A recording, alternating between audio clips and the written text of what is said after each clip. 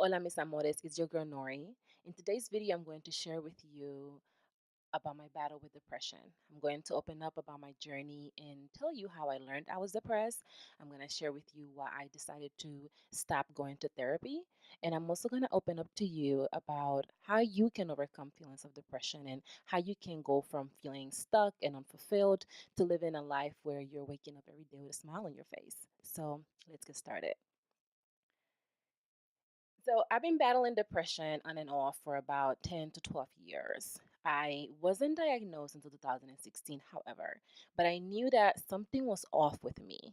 I used to have this really highs and lows, and during the highs, I would be in a really good place, but then during the lows, I would be in a really, really negative space.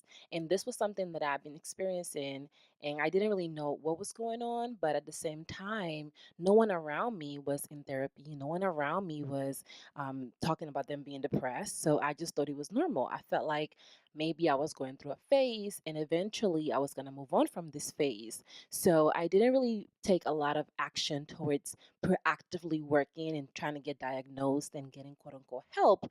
I instead focused on managing and kind of just enjoying the highs and pushing through the lows because I thought that that's what I was supposed to do. I thought that that's what everybody else was doing.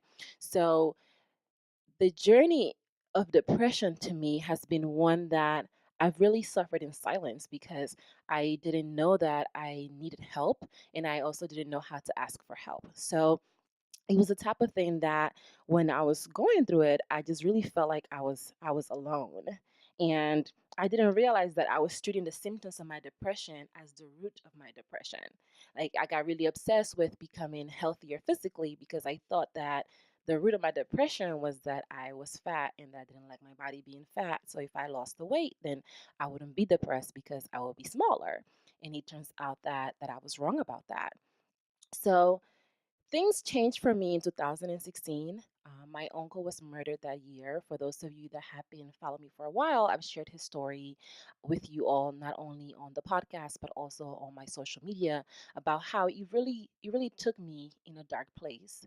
My uncle and I were very close. He was more like a big brother to me, and his death was something that I couldn't have imagined, and I definitely wasn't prepared for the type of pain that I experienced. And I loved him beyond words can ever articulate. And he loved me unconditionally. I would later learn that he was one of the few people in my life that had loved me unconditionally. I didn't have to be anything for this man. He just loved me for who I was, and that's something that I didn't know that I had until after his passing. So looking back, being depressed was draining. I remember trying to convince myself that I was fine. I remember I would tell myself lies on a daily basis, telling myself that nothing was wrong with me, telling myself that I was strong and that I just had to keep pushing forward. I believed the feelings will go away, eventually, but that wasn't the case. And I realized something was seriously wrong with me when I would get overwhelmed with fear every time my husband would get home late. And I'm not even talking about like an hour or 2 hours late. Like if he was late for a few minutes, like I would get really anxious. I would get really scared. I would think that something happened to him.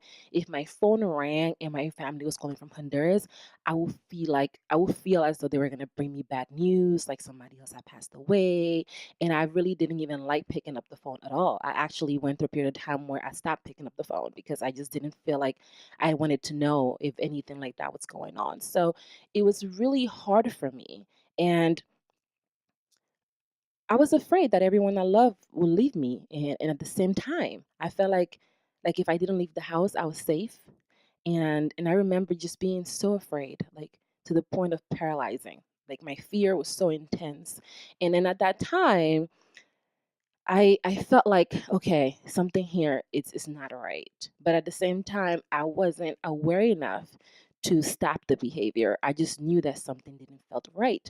And the interesting thing about my battle with depression is that to the person outside looking in, I looked like I had it all together. I was living in DC in this gorgeous apartment on the 15th floor with my handsome, smart husband.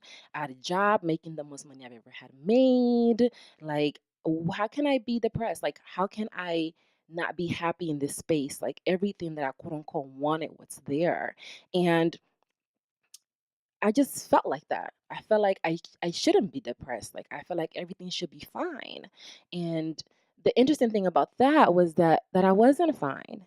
And underneath all of that, I was suffering. And it was one of the most frustrating parts because I wanted help, but I didn't know how to ask for help. And I had never felt that before. I had never been in a place in my life where I wanted people to help me, but I didn't know how to ask for help. And I felt very powerless in that whole situation because I wanted to feel better and I didn't know how. And it was really a tough time for me as an individual, but also for my marriage because my husband wanted to help me, but he didn't know how to help me. I didn't know how to ask him to help me. So it really put us in a very interesting place in a relationship, a place that we had never been to before. So, about a month into my depression, after my uncle was killed, my depression hit what I think it's called the peak. Like it hit its peak point. This was the lowest point that I had been.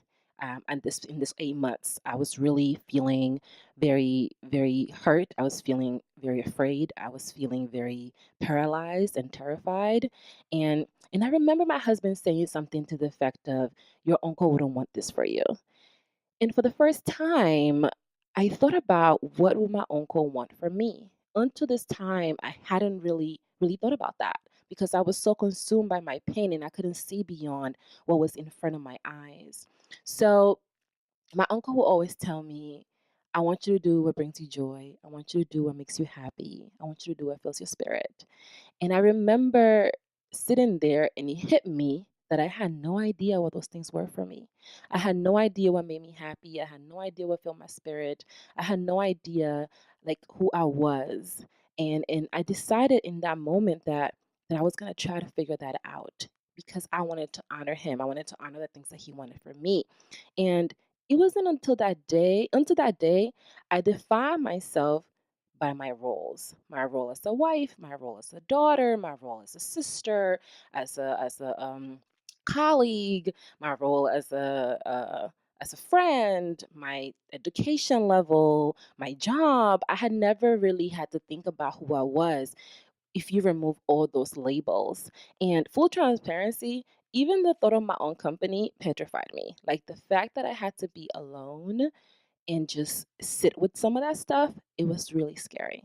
It was so scary that I didn't even want to do it.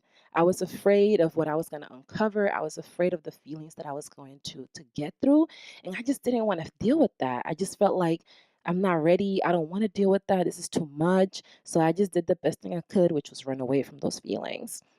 And it was hard. It was hard because I wanted to honor my uncle's legacy, but at the same time, I wasn't ready to face myself. I wasn't ready to face my pain. And when I thought about my uncle and how much he loved me, I decided that at least I wanted to try it out. I didn't know if I was going to get answers. I didn't know if I was going to get here or not or where I was going to get to, but I knew that because of him, I had the courage to try and I wanted to try. So I decided to go to therapy because I realized that I needed things to change. Talking to my husband wasn't enough, talking to my friends wasn't enough, and I think I had gone way past my allotted friend conversation around these topics. Like I think my friends, they wanted to help me, my husband wanted to help me, but once again, the thing about depression is that you don't know how to be helped, so you don't know how to ask for help, and people start feeling like you actually don't want to be helped. And I began just feeling like, okay, I gotta talk to an expert. So I found a therapist and I went through my insurance and found a woman of color, which was very important to me because I wanted to work with someone that understood me, not just as a client or patient, but really as another woman, fellow woman of color. So she was very, very helpful to me. She helped me understand what was going on. She opened my eyes to how these patterns were working and how they played a role in my life. And she made me feel like I wasn't tripping. She made me feel like my pain was real. She made me feel like I wasn't making these things up. And for the first time in my process, I felt like I'm so happy that someone understands it, that someone gets it. And I'll always be very grateful for my therapist because she helped me see beyond my pain. She was the first person I believe that made me feel heard and that made me feel seen and understood. And it was in a different way. It wasn't that my family wasn't trying to hear me and understand me and see me, but they just couldn't quite do it in the way that this person did. And I'm really, really grateful for her. So once I made sense of my feelings, I started thinking that I started asking my therapist to teach me how to get to the root of this, to teach me how to keep myself from being depressed again. And I realized that she was actually just focusing on helping me manage my depression. And I'm like, sis, I don't want to just manage the depression. I want to get to the bottom of the depression so that I can free myself from the depression. And I felt that our sessions weren't as helpful anymore. So I didn't want to keep suffering. And I decided that I was going to stop seeing her and take matters into my own hands and just really figure things out on my own because I felt that the process for me it was incomplete and I needed a complete process. I really wanted to heal from this. I was committed to my healing and I wanted to do whatever it took to get there. So when I stopped seeing my therapist, I became obsessed with learning about self healing. Like, I have this personality that once I'm obsessed with something, it's done. I'm going to sort it out. I'm going to figure it out some way or another. So I began reading like my life depended on it because he actually did. My life did depend on this information. So in the past like a year and a half, I've read anywhere from 50 to 75 books on self-healing. I study spiritual leaders like Eckhart Tolle, like Don Miguel Ruiz, like Marianne Williamson, like tons of other people. And I just kind of went through a lot of the authors that Oprah recommends in Super Soul Conversation. And I just read all their work. And I became fascinated with how they did the work. And I just it opened my eyes in a whole different way. It just gave me a blueprint to how to heal beyond managing. And I decided to become determined to figure it out for me, to determine what Yonori needed for her, to clarify what Yonori needed for her healing. And that became my mission. So as much as I wanted to ignore my fears, as much as I wanted to ignore the feelings that I was afraid of, I decided that it was time to face these feelings because all the books that I read that talked about self healing all had a message that led to you need to turn inward. You need to turn inside. You need to start facing these fears. You need to start facing these emotions. You have to stop running away. So I decided I was going to do that. I was going to stop running away and I was going to face these emotions. And it didn't matter how painful it was, it didn't matter how hard it was. I was going to do it. And I was going to start one step at a time, one foot in front of the other. So I started finding as painful it was. I tried it. I began to unpack my emotional baggage and review every experience individually, taking time to decide if it served me, if it didn't serve me, and then digging as deep as possible until I found the source of each of my triggers, to the point that I'm still unpacking. Because when you start unpacking your pain and your emotional baggage, you realize you have so much of it to unpack. So it's a process that I know is going to take me years to do, but it has really helped me overcome my depression. It has helped me get to a place where I can now understand me beyond these labels. It has given me to a place where I can live a truth, my truth, without focusing all these things that I thought were important in the past. So I found pain that I didn't know I was holding on to. Pain from my childhood, pain from my parents, pain from the way I was raised, pain from friends and family member. I found things there that I didn't even know were there. And I understood why this process is so hard for people because in order for you to become the best version of yourself, in order for you to heal from your depression, you need to go and face these things. And this is a very painful process because there are a lot of things about us that we don't like because we are focused on thinking that we are certain things the way we're supposed to be, the way people say we're supposed to act.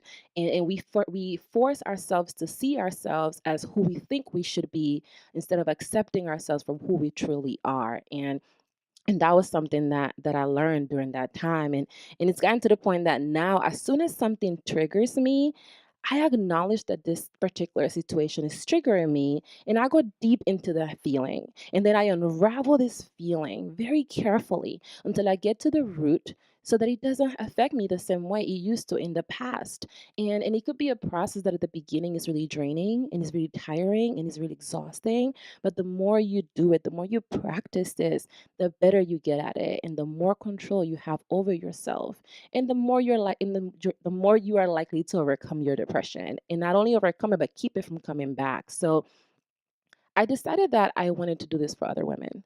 I decided that I wanted to help them the way I had figured out how to help myself, because I couldn't keep this information to myself. And over the past 9 years, I've been helping women become healthier by teaching them how to meal prep, how to eat healthier, how to exercise, how to develop boundaries with other people. I've really delved into this work because I wanted to see women become the happiest version of themselves.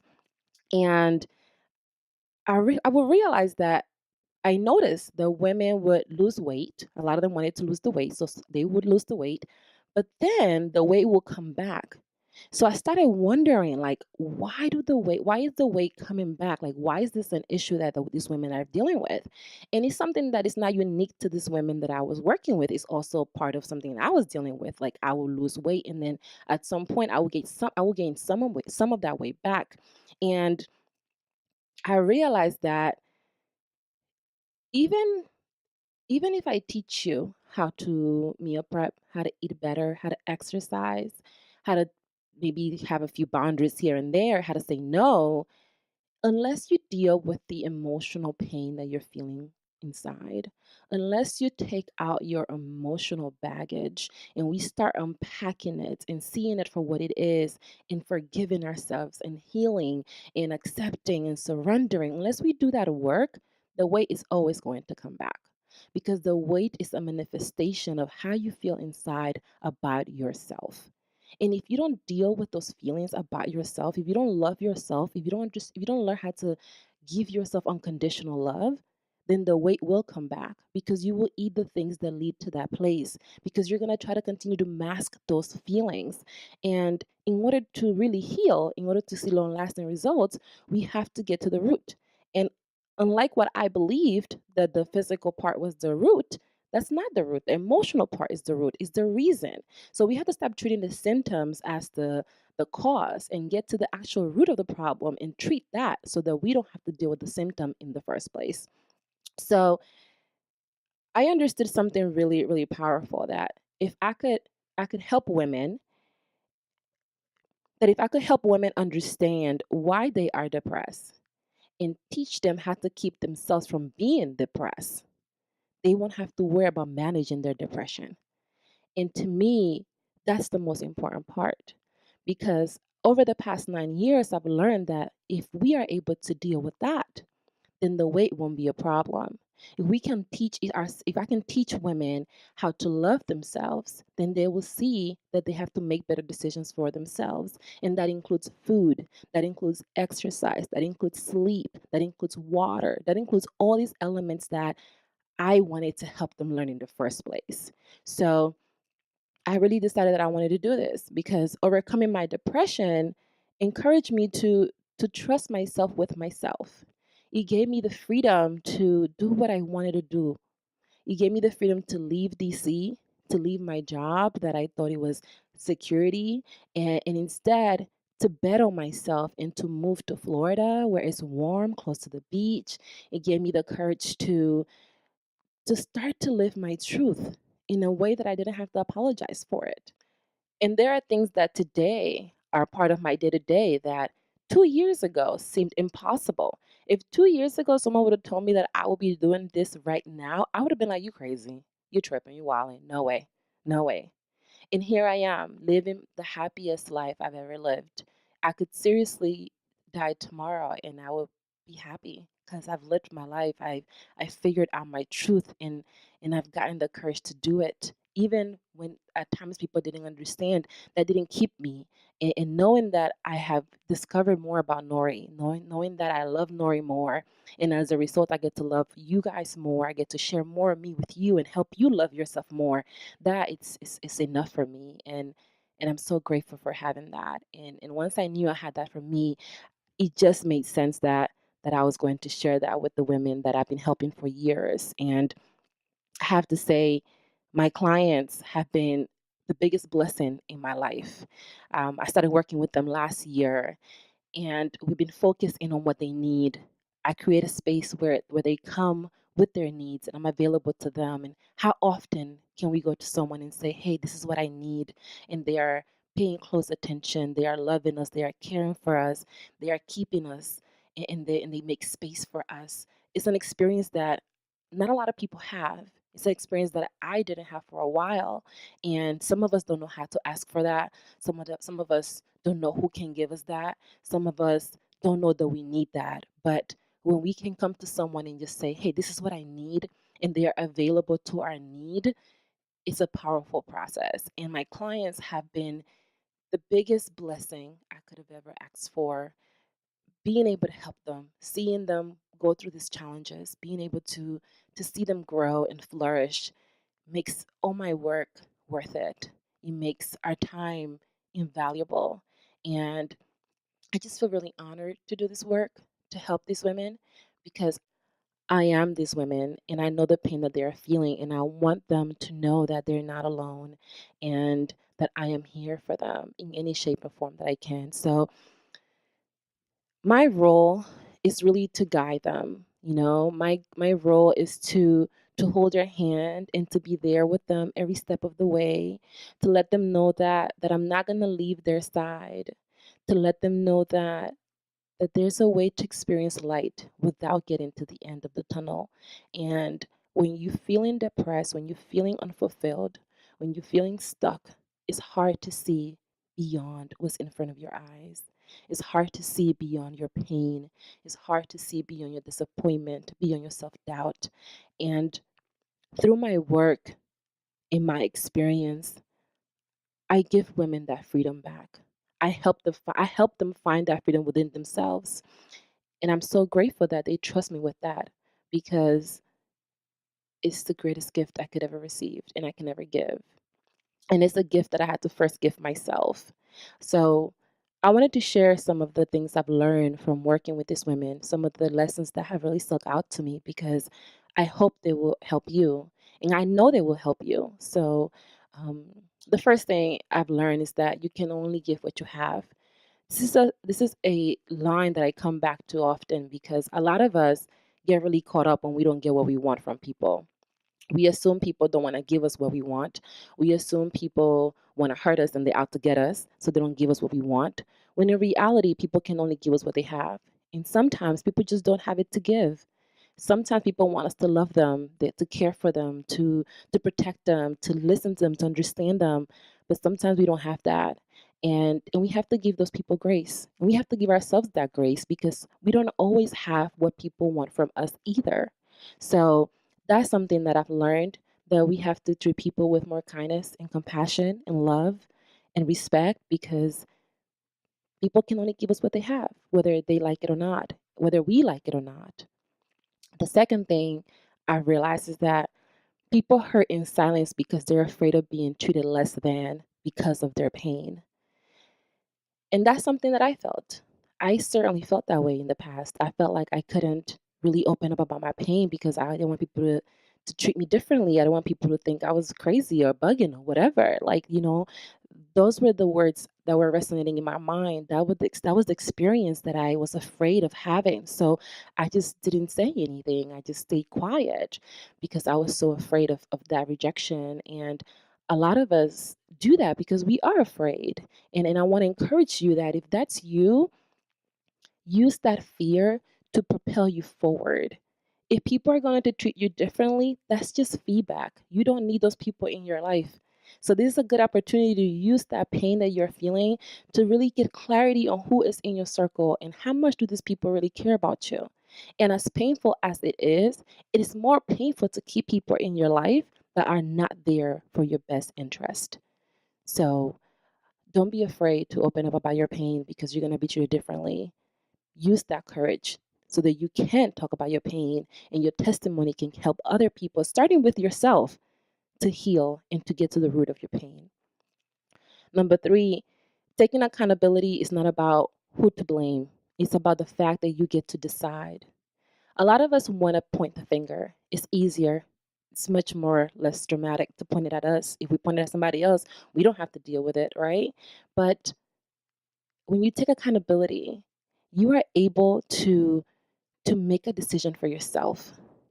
And the thing about blame is that it doesn't matter who is to blame.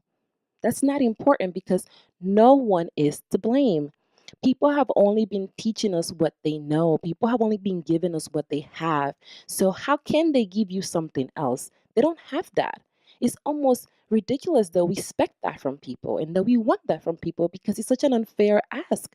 It's like asking you to give people something that you don't have and then blaming you because you didn't give it to them. How can you do that? You don't have that.